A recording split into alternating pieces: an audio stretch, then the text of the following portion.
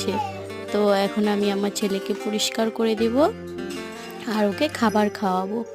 তো এই যে ছেলেকে অল্প আদর করে নিলাম। তো এখানে আমি আমার ছেলের কিছু জামা কাপড় সুন্দর করে ঝুড়িতে ঢুকিয়ে রাখছি। আর এখানে আমার ছেলেও দেখো কি করছে, ও বলছে এটা রাখো ওটা রাখো। তো যাই হোক, চলো কাজগুলো ঝটপট করে নেই।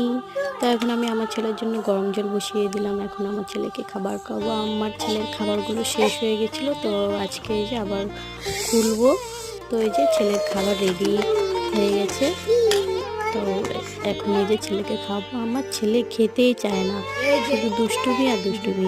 ওকে অনেক কষ্ট করে খাওয়াতে হয়, এটা সেটা বলে, গান গাইয়ে।